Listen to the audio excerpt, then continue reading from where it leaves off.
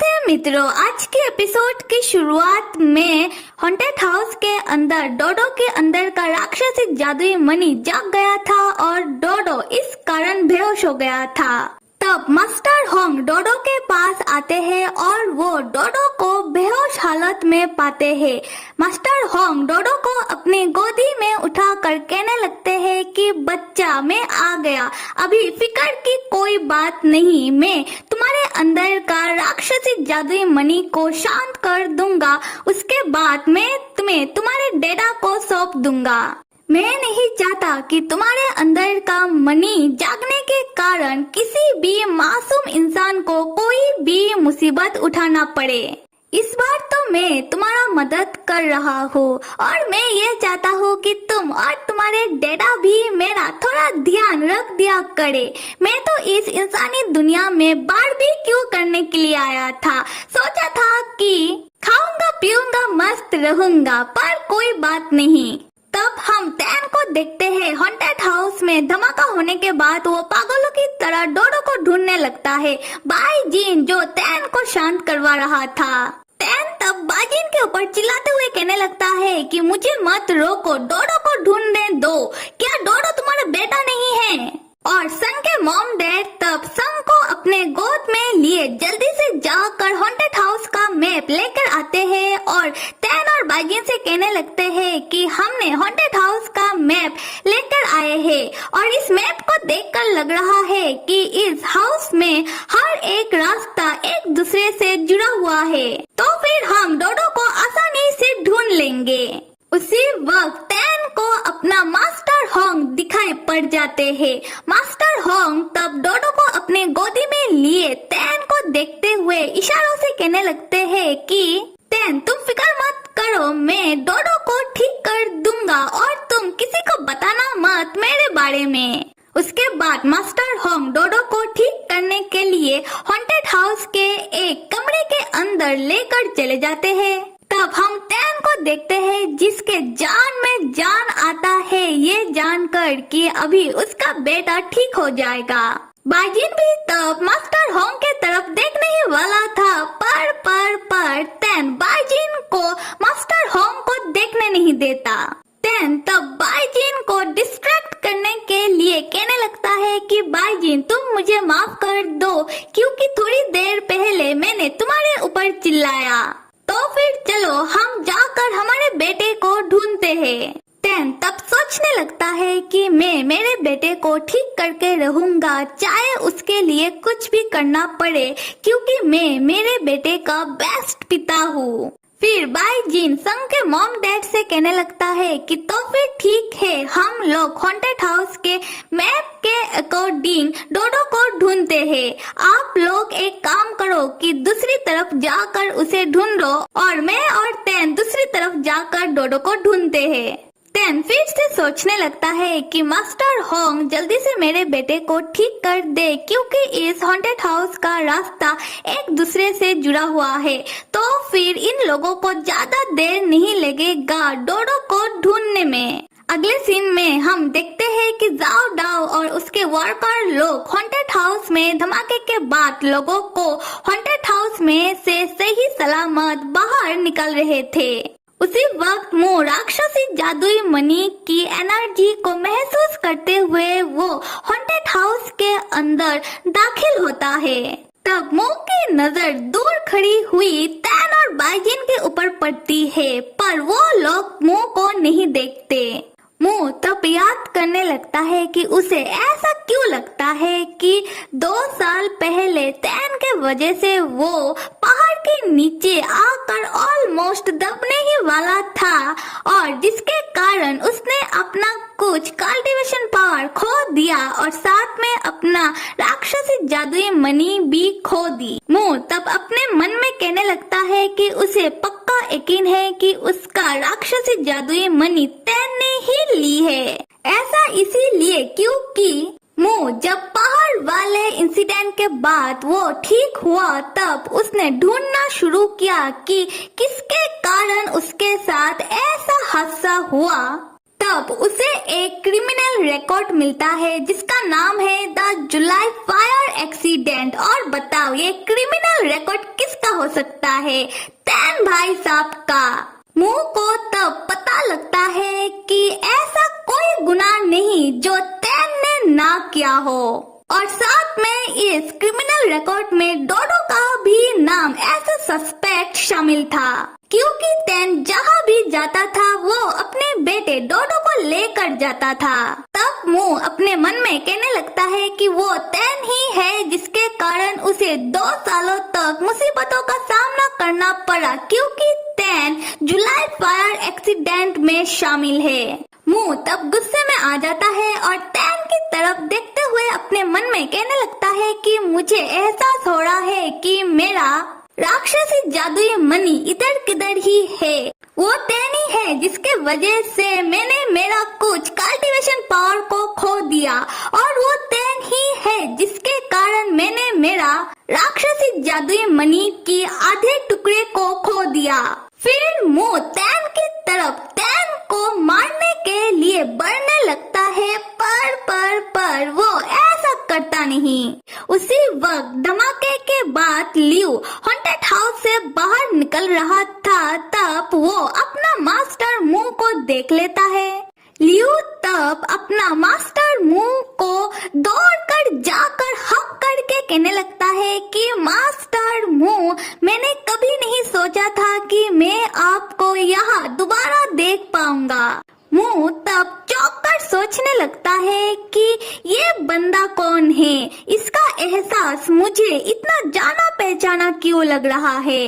लियो तब मुंह से कहने लगता है कि मास्टर मू, मैं आपका भाला, जब से मैं इंसानी रूप में आया हूँ तब से मैंने आपको ढूंढने की कितना कोशिश की, पर मुझे आप कहीं नहीं मिले। तब मुझे लगा शायद आप चल बसे होंगे। खैर मास्टर मू, मैं आपसे मिलकर बहुत खुश हूँ। आपसे तो कितना सुंदर स्मेल आ रहा है, आप कितने ज्यादा वार्म हो। आई लव यू मास्टर मू। तब हॉन्टेड हाउस के सामने जितने भी इंसान थे वो सब मू और लियो को देखकर आपस में ही फुसफुसाने लगते हैं, जैसे कि कोई कह रहा था, ये दोनों पब्लिक में क्या कर रहे हैं, मुझे देखकर शर्म आ रहा है। और कोई कह रहा था कि शायद ये उसका मास्टर होगा, कितना टॉल है। सो बेसिकली लोग लियो और मू को देखकर गॉसिप करने लगते हैं। खैर फिर मू तब लियो को खुद से अलग करके पूछने लगता है कि तुम यहाँ क्या कर रहे हो। लियो कहने लगता है कि मास्टर मू, बहुत ही लंबी स्टोरी है।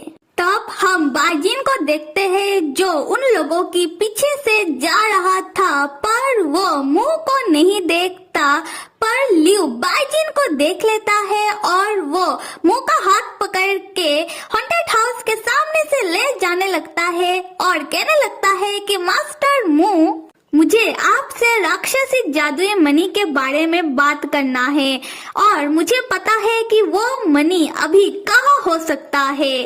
तो चलो कहीं और जाकर इस बारे में बात करते हैं।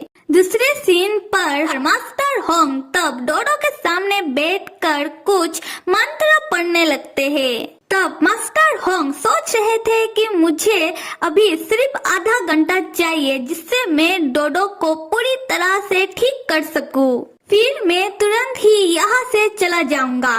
तब हम मास्टर होंग के पास देखते हैं एक स्टोन जो किसी पेंडेंट की शेप में था, वो चमकने लगता है।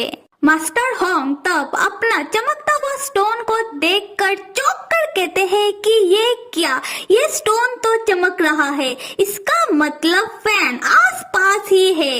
सब मेरे प्यारे मित्रों, फैन आपको तो याद ही होगा, बाइजिन का अंकल फैन। खैर आते स्टोरी में, जहाँ मास्टर होंग डोडो की अंदर की राक्षसी जादुई मणि को कुछ हद तक शांत करवाने के बाद वो अपना चमकता हुआ स्टोन देखकर चुपचाप जाने लगते हैं, ये कहते हुए, ये क्या, शायद उसे मेरा पता चल गया होगा और अभी वो यहाँ आ रहा है। उसके बाद मास्टर होंग डोडो को देखते हुए कहने लगते हैं कि डोडो, एक बुरा आदमी ना मुझे पकड़ने के लिए यहाँ आ रहा है, तो पहले मैं खुद को बचा लूं, इसके लिए मुझे अभी यहाँ से जाना होगा। फिर मास्टर होंग अपना मैजिक यूज करते हुए तैन के कानों में एक वॉइस मैसेज भेजते हैं। वो कहते हैं कि तैन, मुझे एक अर्जेंट काम आ गया है तो मुझे अभी जाना होगा, तो मैं कल आकर डोडो के अंदर की राक्षसी जादुई मणि को सील कर दूंगा। और डोडो अभी हॉन्टेड हाउस की नॉर्थर्न पार्ट में है, तो तुम आकर जल्दी से डोडो को लेकर जाओ। फिर हम तैन और बाइजिन को देखते हैं, जहां तैन को मास्टर होंग की सीक्रेट वॉइस मैसेज मिलने के बाद वो तुरंत ही दौड़कर डोडो के पास चला आता है। बाइजिन भी तैन के पीछे पीछे दौड़कर आने लगता है। तैन बाइजिन से कहता है कि डोडो यहाँ है, और डोडो जिस कमरे में है उस कमरे का दरवाजा खोलकर तैन डोडो के पास जाने लगता है। बाइजिन चौंक कर तैन से पूछता है कि तैन, तुम्हें कैसे मालूम कि डोडो हॉन्टेड हाउस की कौन सी एरिया में और किस कमरे में है? तैन बाइजिन को बहाना मारते हुए कहने लगता है कि हम राक्षसों की कल्टीवेशन ट्रिक होता है जिससे मुझे ये बात पता चली, और तुम ज्यादा मेरा दिमाग मत खाओ और ज्यादा सवाल मत पूछो। दूसरी तरफ हम डोडो को देखते हैं, जो फिलहाल ठीक है, सो रहा है, और सोते हुए वो खाने का नाम ले रहा था। तैन तब दौड़कर डोडो को जाकर अपनी गोदी में उठा लेता है और कहने लगता है कि डोडो, तुम्हें देखकर बिल्कुल भी नहीं लग रहा कि तुम्हें जरा सा भी एहसास है किसी भी बात का। तुम सो रहे हो और खाने का नाम लिए जा रहे हो। बाइजिन, जो तैन से अभी भी सवाल पूछते हुए पूछ रहा था कि तैन, मैं कुछ दिनों से देख रहा हूँ कि हमारा डोडो बहुत ही आसानी से अपना स्पिरिट फोर्स शक्ति को यूज कर पा रहा है। ऐसा कैसे हो रहा है? तैन, तुम मुझसे क्या छुपा रहे हो? उसके बाद बाइजिन अपने मन में सोचने लगता है कि जब हॉन्टेड हाउस में धमाका हुआ तब तैन सबसे ज्यादा घबरा गया था, और उस समय उसने एक ही बात कही थी कि डोडो मुसीबत में है। फिर कुछ देर बाद वो खुद से ही शांत हो गया, और अभी उसे ये भी पता चल गया कि डोडो कौन से कमरे में होगा। फिर हम तैन को देखते हैं, जो दोबारा से बाइजिन से बहाना मारते हुए कहता है कि बाइजिन, ये तो आम सी बात है कि बच्चे अपना स्पिरिट फोर्स शक्ति को आसानी से यूज कर लेते हैं, और तुम ये क्या कह रहे हो कि मैं तुमसे क्या छुपाऊंगा? हम तो एक ही साथ रहते हैं, तो क्या तुमने कभी देखा है कि मैंने तुमसे कुछ छुपाया है? बाइजिन तब थोड़ा सा चौंक कर कहता है कि हाँ, तो फिर ठीक है। उसी वक्त वो लोग हॉन्टेड हाउस की जिस कमरे में थे उस कमरे में कल्टीवेशन कमेटी की सेफ्टी डिपार्टमेंट का ऑफिसर, जिसे सब सेकंड कैप्टन बुलाते हैं, वो अपने हाथों में कुछ अजीब सा ही डिवाइस, कुछ डिटेक्टर जैसा, वो लेकर अपने साथ बहुत सारी कल्टीवेशन कमेटी की गार्ड को लेकर वो चलाता है। आते ही सेकंड कैप्टन तैन, बाइजिन और डोडो के ऊपर चिल्लाते हुए कहने लगता है कि तुम तीनों ही हो हॉन्टेड हाउस की धमाके के पीछे की सस्पेक्ट। तुम तीनों ने पब्लिक प्रॉपर्टी को तबाह कर दिया। तुम तीनों के कारण इंसानों को बहुत ज्यादा परेशानी हुआ, और तुम तीनों ने पब्लिक सेफ्टी का तो ऐसे की तैसे कर डाला। और सिर्फ इतना ही नहीं, तुम तीनों ने कल्टीवेशन वर्ल्ड के लिए मुसीबत पैदा कर दी। तो मैं कल्टीवेशन कमेटी की सेफ्टी डिपार्टमेंट के नाते तुम तीनों को गिरफ्तार करने के लिए आया हूँ। तब हम तैन को देखते हैं, जो डोडो के लिए बहुत ज्यादा घबराने लगता है। वो डोडो को कस के पकड़ के सोचने लगता है। इन लोगों को देखकर पता चल रहा है कि इन लोगों को अभी तक नहीं मालूम हॉन्टेड हाउस में जो धमाका हुआ वो सिर्फ डोडो के कारण हुआ। अगर इन लोगों को डोडो के अंदर की राक्षसी जादुई मणि के बारे में पता चल जाए, नहीं, मैं ऐसा नहीं होने दे सकता। बाइजिन तब सेकंड कैप्टन से कहने लगता है कि तो कल्टीवेशन कमेटी ऐसे अपना ड्यूटी करता है। तुम लोग एक बकवास सा फॉल्टी सा डिटेक्टर ले आकर हम लोगों के ऊपर बेबुनियाद का इल्जामात लगा रहे हो।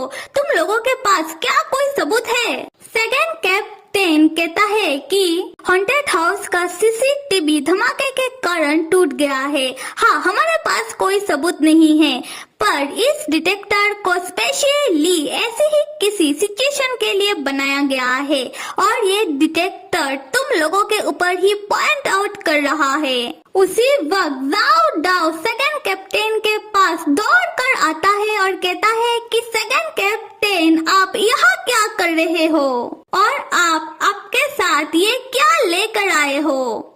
आपको मालूम है ना कि ये डिटेक्टर कभी कभी ठीक से काम नहीं करता और ऐसे भी आप जिन लोगों को गिरफ्तार करने की बात कर रहे हो उनमें से एक ताई वाइस एक्ट का उत्तराधिकारी है और बाकी दो उनके फैमिली मेंबर। तब सेकंड कैप्टन गुस्से में आ जाते हैं और जाओ डाओ से कहने लगते हैं कि जाओ डाओ, तुमने क्या मुझे अपनी तरह समझ कर रखा है जो बड़े लोगों का जी हुजूरी करता फिरे? अगर उन लोगों ने गुनाह किया है तो उन लोगों को सजा तो मिलेगा ही। तब टैन डोडो को और अपने परिवार को बचाने के लिए कह देता है कि सब दोष टैन का है और अगर गिरफ्तार करना ही है तो टैन को गिरफ्तार करे, क्योंकि हॉन्टेड हाउस में टैन के वजह से ही धमाका हुआ है। तब सेकंड कैप्टन खुश होकर टैन से कहने लगता है कि पहले तो तुम लोग कह रहे थे कि तुम लोगों के ऊपर बेबुनियाद का इल्जामात में लगा रहा था और अभी तुम मान गए कि सब दोष तुम्हारा है, तो फिर ठीक है, बताओ कौन सा हथकड़ी पहनना पसंद करोगे? तो फिर चलो देखते हैं कि कौन सा हथकड़ी तुम्हारे ऊपर सूट होता है। उसके बाद सेकंड कैप्टन अपना कल्टीवेशन कमेटी की गार्ड लोगों को ऑर्डर देता है कि जाओ जाकर गिरफ्तार कर लो इस लड़के को और बाकी दो को रजिस्टर्ड करो, क्योंकि वो दोनों भी धमाके के लिए सस्पेक्ट है। तो क्या बाइजिन भाई साहब अपना फॉर्म में आ जाते हैं अपना टैन को बचाने के लिए। बाइजिन तब अपना तलवार निकालकर कल्टीवेशन कमेटी की गार्ड लोगों से कहने लगते हैं कि कोई टैन की नजदीक नहीं आएगा, अगर आएगा तो उसका सामना तब मेरे तलवार से पहले होगा। मेरे प्यारे मित्रों, तो फिर जल्दी से लाइक, सब्सक्राइब और कमेंट करना तो बिल्कुल भी मत भूलिएगा। Till then stay with me and see you.